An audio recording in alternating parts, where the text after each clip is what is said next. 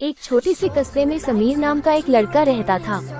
बचपन में ही पिता की मृत्यु हो जाने के कारण परिवार की आर्थिक स्थिति बड़ी दयनीय थी। समीर की मां कुछ पढ़ी लिखी जरूर थी, लेकिन उतनी पाई से नौकरी कहाँ मिलने वाली थी। सो घर बर्तन मांजकर और सिलाई बुनाई का काम करके किसी तरह अपने बच्चे को पढ़ा लिखा रही थी। समीर स्वभाव से थोड़ा शर्मीला था और अक्सर चुपचाप बैठा रहता था। एक दिन जब वो स्कूल से लौटा तो उसके हाथ में एक लिफाफा था। उसने माँ को लिफाफा पकड़ाते हुए कहा, माँ, मास्टर साहब ने तुम्हारे लिए ये चिट्ठी भेजी है, जरा देखो तो इसमें क्या लिखा है।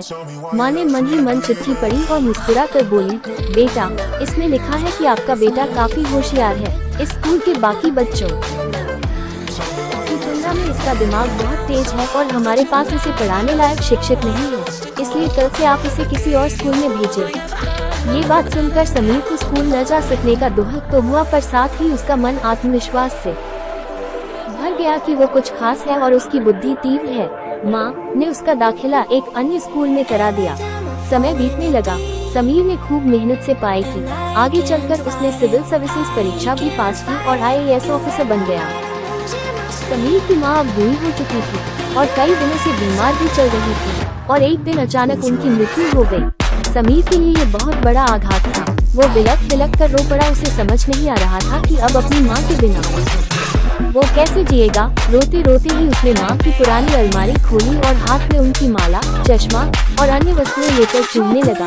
उस अलमारी में समीर के पुराने खिलौने और बचपन के कपड़े तक संभाल कर रखे हुए थे। समीर एक एक कर सारी चीजें निकालने लगा और तभी उसकी नजर एक पुरानी चिट्ठी पर पड़ी। दरअसल ये वही चिट्ठी थी जो मास्टर साहब ने उसे 18 साल पहले दी थी। नम आंखों से समीर उसे पढ़ने लगा। आदरणीय अभिभावक, आपको बताते हुए हमें अफसोस हो रहा है कि आपका बेटा समीर पढ़ाई में बेहद कमजोर है और खेल कूद में भी भाग नहीं लेता है। जान पड़ता है कि उम्र के हिसाब से समीर की बुद्धि विकसित नहीं हो पाई।